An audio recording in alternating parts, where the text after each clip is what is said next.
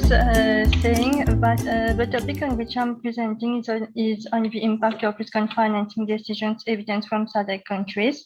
So first of all, this topic is based on the specialization of corporate finance. So in fact here, financial leverage is considered to be one of the property of risk derived from companies' financial data representing the financial decision outcome. So when we speak of financial leverage, definitely we are looking at the aspect of risk, which involves an element of idiosyncratic risk and macroeconomic risk. So here, definitely we will have a linkage between companies' leverage and economic indicators. So based on the previous research that have been conducted so far, we have seen that capital structures form part of the main strategic financial decisions based upon, firstly, in terms of microeconomics, macroeconomics, and also in terms of institutional environment based upon different types of jurisdictions, whether developing countries or developed countries.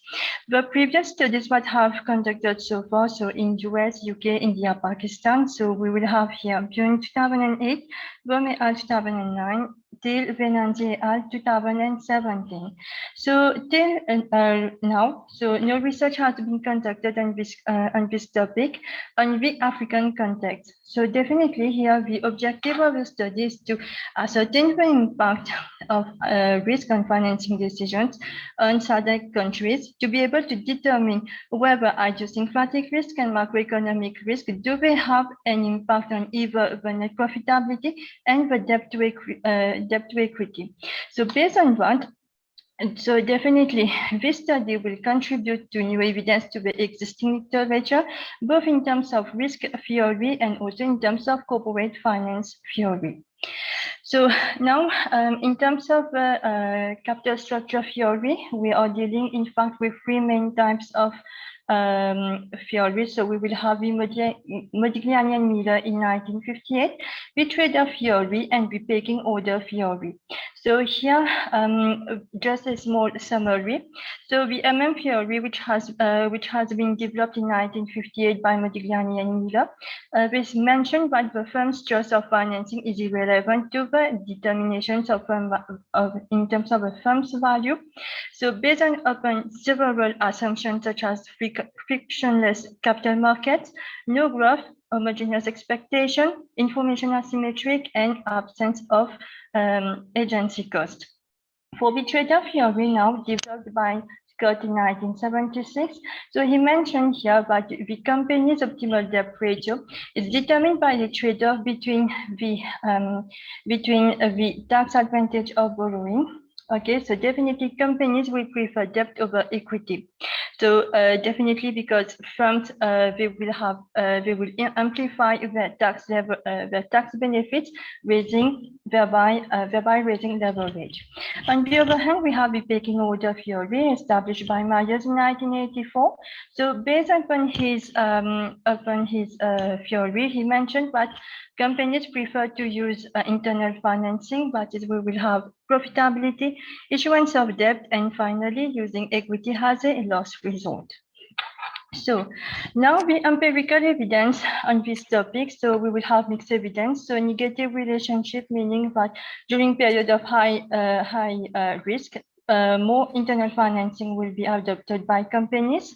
So here we have evidences such as Rashid in 2012, Ghana 2015, and Venanzi et al. In 2017. Really, now based on the positive relationship, so again during period of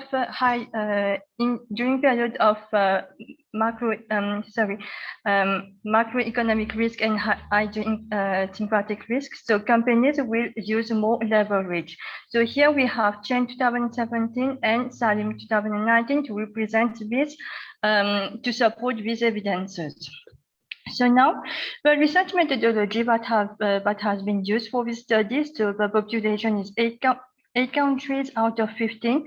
So we will have Botswana, Malawi, Mauritius, Namibia, South Africa, Tanzania, Zambia, and Zimbabwe, with a data sample of 309 companies. The time frame involves 12 years, spanning from 2008 till 2019. Okay, so now the conceptual framework that has been adopted comes from the empirical studies of Rashid 2012 and Salim 2019. So the dependent variables that we have used is this change in net profitability and debt to equity. The independent variables, we have firm risk and macroeconomic risk, lag variable, profitability, tangibility, and size. So overall here, the main hypothesis is that is there is a significant relationship on risk and financing decisions. So now the main regression model, so we have been using the same variables explained in the conceptual framework. So now, regarding the econometric measures employed, so we start with a diagnosis test. So we have the unit root test, that is ADF test, and the Phillips-Peyron test. Secondly, we have been using the Granger causality test to measure the reverse causality. And finally, system GMM for regression analysis. So here we have a table 2 and table 3. So they represent here the estimates regarding the unit root test. So first, for just a summary, so the tests that have been, the results that we have received mentioned that here the data becomes stationary at the level and then become non-stationary at the first differences. Then table 4 now the reverse causality test that we have been used for that is to determine whether there is a reverse causality test between risk and financing decisions. So here we have been seeing that there is no reverse causality relationship between these two variables.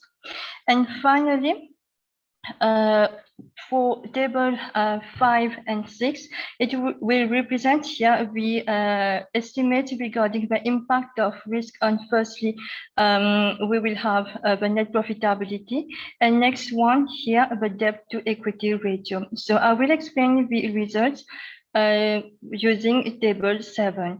So for model 1 here, we see that for idiosyncratic risk, so specifically in Tanzania, we will more internal financing is being used in this country.